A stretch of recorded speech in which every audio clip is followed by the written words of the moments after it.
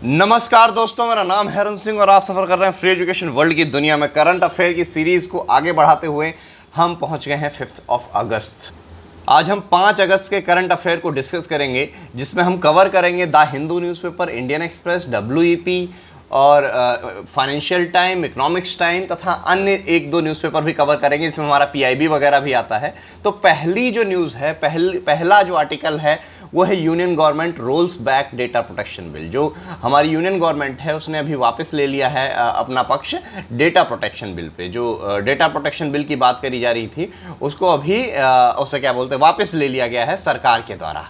जो union information technology minister हैं उन्होंने अनाउंस किया लोकसभा के फ्लोर पर, बोला कि हम इस बिल को विड्रॉ करते हैं। जो कि पर्सनल डेटा प्रोटेक्शन बिल 2019 था, इसको हम विड्रॉ करते हैं क्योंकि हमने जो जॉइंट कमेटी ऑफ पार्लियामेंट बनाई थी उसने कुछ रेकमेंड किया है, बहुत सारे रिकमेंडेशन दिए हैं हमें।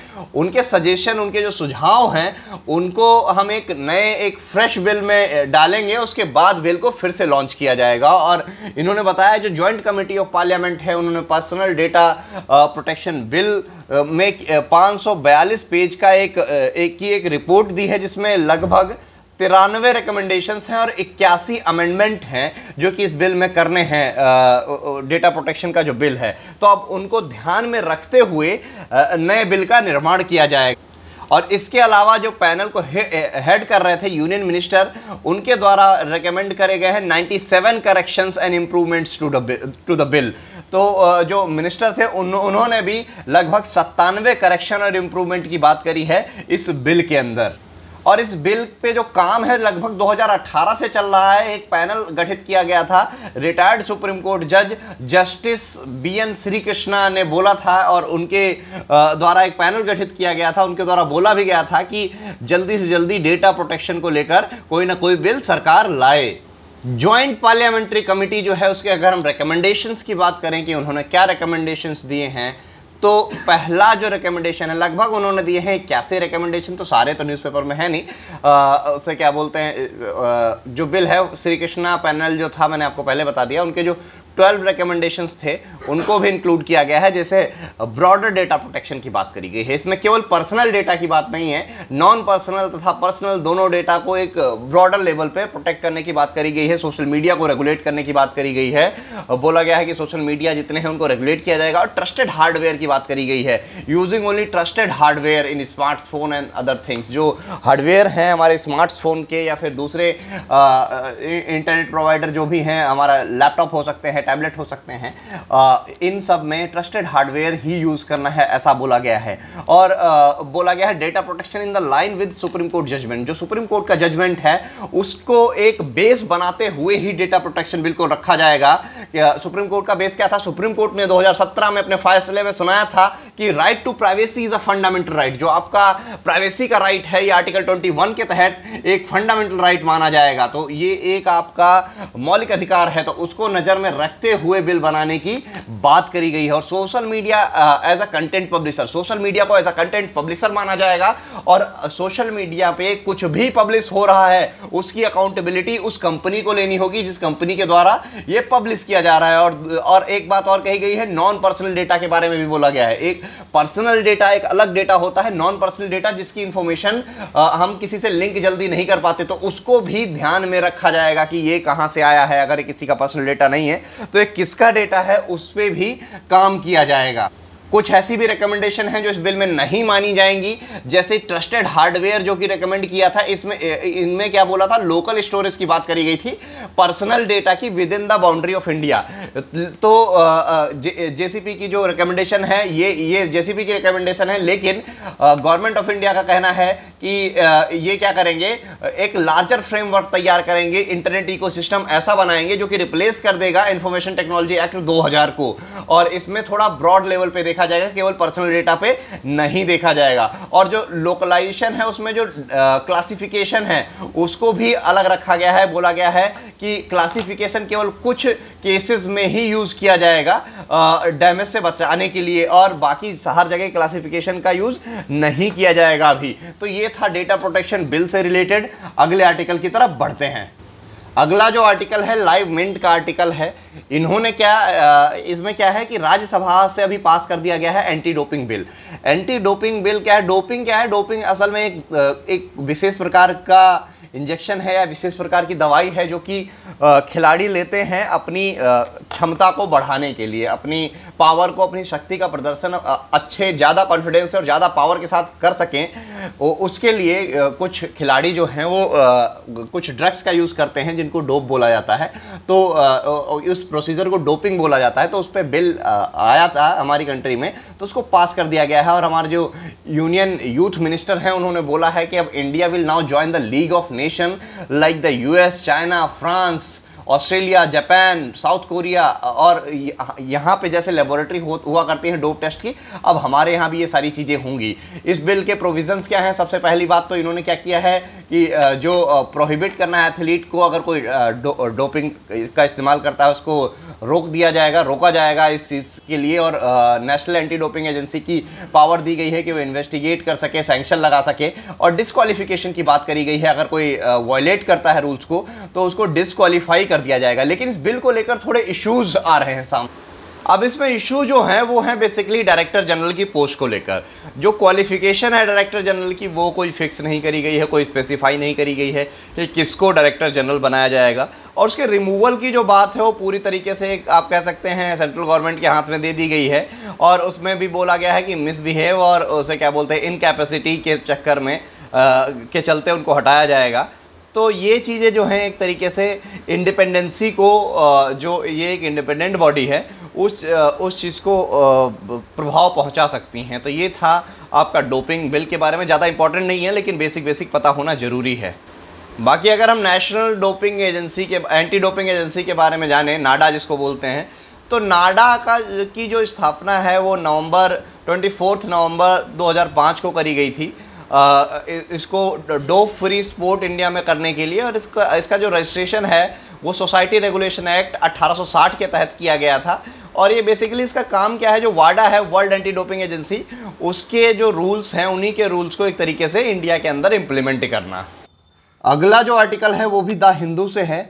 ये है अभी इंडिया जो है वो होस्ट करेगा यूएनएससी की जो मीटिंग हो रही है काउंटर टेररिज्म के ऊपर, उसको होस्ट करने का काम इंडिया कर रहा है। ये मीटिंग जो है दिल्ली और मुंबई में होगी अक्टूबर के महीने में, जिसमें लगभग 15 देश के जो डिप्लोमेट्स हैं, ऑफिशियल्स हैं, वो भागीदारी लेंगे, जिसमें से चाइना, रशिया, यूनाइटेड स्टेट्स तथा अन्य देशों के जो डिप्लोमेट्स हैं वो यहाँ पर आएंगे। और जो मेन मुद्दा है वो रहेगा काउंटर टेररिज्म के बारे में। इसमें जो बेसिक चैलेंज आ रहे हैं उन पे फोकस किया जाएगा, जैसे कि टेरर फाइनेंसिंग हो गया, साइबर थ्रेट्स हो गया, ड्रोन का इस्तेमाल हो गया, इन सब चीज़ों के बारे में बात करी जाएगी।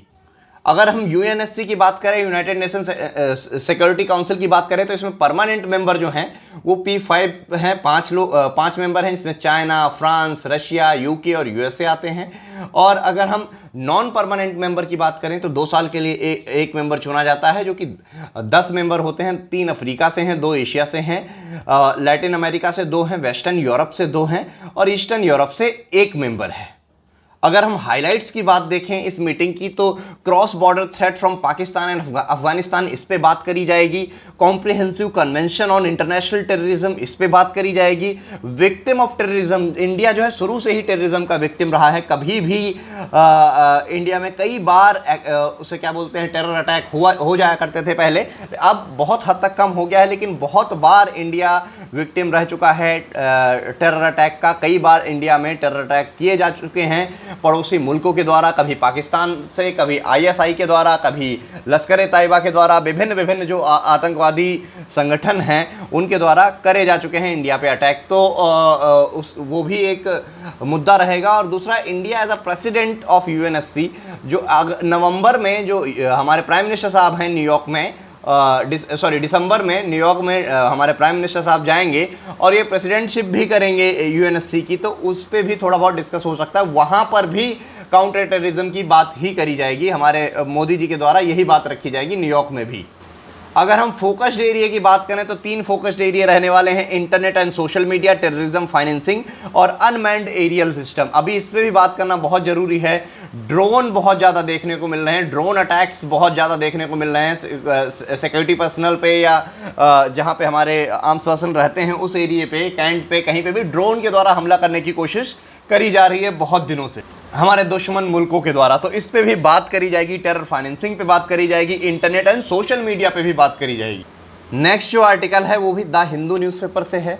इसमें क्या है, सुप्रीम कोर्ट ने अभी DIN जनरेशन के लिए जो कि डॉक्यूमेंट आइडेंटिफिकेशन नंबर है, डायरेक्ट किया है, निर्देश दिए हैं किसको, यूनियन ऑफ इंडिया और GST काउंसिल को। GST काउंसिल को बोला गया है कि आप स्टेट को बोलिए कि वो एक डॉक्यूमेंट आइडेंटिफिकेशन नंबर उसे क्या बोलते हैं की सुविधा जनरेट करें इनडायरेक्ट टैक्स एडमिनिस्ट्रेशन में, ठीक है। और हालांकि कुछ स्टेट ऐसी हैं जो पहले से ही ऐसा कर रही हैं, जिनमें केरला और कर्नाटका प्रमुख है। मुझे एक चीज़ बड़ी अच्छी लगती है जान के साउथ के स्टेट्स के बारे में कि जहां बात टेक्नोलॉजी की आती है वहां साउथ के स्टेट हमेशा कुछ ना कुछ पहले कर चुकी होती हैं। और ये इससे मिस्टर MR शाह की एक बेंच थी, जस्टिस MR शाह की बेंच, वो बहुत ज़्यादा इम्प्रेस भी हुई थी कि ये चीज़ तो बहुत अच्छी हो जाएगी कि अगर कोई टैक्स पेयर है उसको एक आइडेंटिफिकेशन नंबर मिल जाए, डॉक्यूमेंट आइडेंटिफिकेशन नंबर। तो इससे क्या होगा, ट्रांसपेरेंसी वगैरह भी बढ़ेगी इन सब चीज़ों को लेकर। तो ये इकोनॉमी के पॉइंट ऑफ व्यू से इम्पॉर्टेंट तो है कि एक नई रिवोल्यूशन आ जाएगी, लेकिन इतना डीप में पढ़ने की इसको आवश्यकता नहीं है। तो इसके बारे में हम बस ये जान लेते हैं कि डॉक्यूमेंट आइडेंटिफिकेशन जो नंबर है वो टैक्स पेयर जो होंगे उनको मिलेगा, ठीक है, और टैक्स ऑफिसर के द्वारा प्रोवाइड किया जाएगा। और इसके लिए अभी सुप्रीम कोर्ट ने निर्देश दिए हैं GST काउंसिल को। कुछ छोटे छोटे फैक्ट्स पे ध्यान देते हैं तो सेंटर ने रेज कर दिया है जो शुगर केन हार्वेस्ट है, जो गन्ने की फसल है, उसके लिए एक मूल्य निर्धारित कर दिया गया है फेयर एंड रेम्यूनरेशन प्राइस के तहत। 2022-23 अक्टूबर सितंबर सेशन जो रहेगा 305 रुपये क्विंटल के हिसाब से फिक्स कर दिया गया है। और the amount is for sugar cane with the basic sugar recovery rate 10.25%। और सेंटर जो है उसने ये भी अनाउंस किया है जिसकी उसे क्या बोलते हैं, 3 रुपये 5 पैसे मिलेंगे पर quintal for each 0.1% increase in recovery of sugar, ठीक है। अगर हम नज़र डालें कि जो FRP है, फेयर एंड रिम्यूनरेटिव प्राइस, ये क्या होता है, ये एक ऐसा प्राइस होता है जो कि गवर्नमेंट ऑफ इंडिया के द्वारा डिक्लेयर किया जाता है।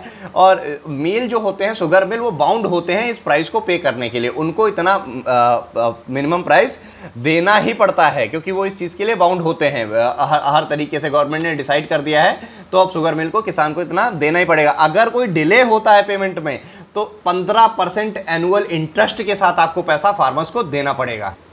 और अगला आर्टिकल है, चीफ जस्टिस ऑफ इंडिया है, उन्होंने रिकमेंडेशन भेज दी है अपने सक्सेसर की कि उनके बाद चीफ जस्टिस कौन बनेगा। लॉ कमीशन को इन्होंने पूरी तरीके से डिटेल भेज दी है। इन्होंने बोला है कि हमारे जो सक्सेसर होंगे वो UU ललित होंगे, यही सीनियर मोस्ट जज हैं अभी सुप्रीम कोर्ट में। और जो जस्टिस रमन्ना है ये रिटायर हो रहे हैं 26 अगस्त 2022 को। अगर हम जज के अपॉइंटमेंट की बात करें तो इसमें 4 जज एक्ट आए, वो मैं आपको पॉलिटी में रिकवर कर चुका हूँ, पूरे पढ़ा चुका हूँ। लेकिन अभी के लिए मैं बता दूँ, जो जज का अपॉइंटमेंट होता है वो राष्ट्रपति के द्वारा किया जाता है और किस जज को अपॉइंट करना है उसमें एक कॉलेजियम सिस्टम बनता है। जज जो सुप्रीम कोर्ट है उसके 3-4 जज लिए जाते हैं, 3 या 4 जज लिए जाते हैं और प्लस एक चीफ जस्टिस, 5 लोगों की कमेटी बनाई जाती है। और जो चीफ जस्टिस ऑफ इंडिया है वो फिर बाद में फैसला सुनाते हैं कि हम इनको रिकमेंड कर रहे हैं, आप इनको जज बना दो। मोस्ट ऑफ द टाइम जो सीनियर मोस्ट जज होते हैं उनको चीफ जस्टिस ऑफ इंडिया बनाया जाता है। लेकिन एक दो बार ये चीज़ जो है उसे क्या बोलते हैं, ठुकराई भी जा चुकी है, इस नियम को तोड़ा भी जा चुका है। लेकिन अब यही तब से चला आ रहा है कि जो सीनियर मोस्ट जज होगा उसी को चीफ जस्टिस ऑफ इंडिया बनाया जाएगा। तो हमारे अगले जो चीफ जस्टिस ऑफ इंडिया बनेंगे most probably UU Lalit ji बनेंगे। तो आज के करंट अफेयर में इतना ही, मिलते हैं अगले वीडियो में किसी और टॉपिक के साथ। तब तक के लिए नमस्कार, धन्यवाद, जय हिंद, जय भारत।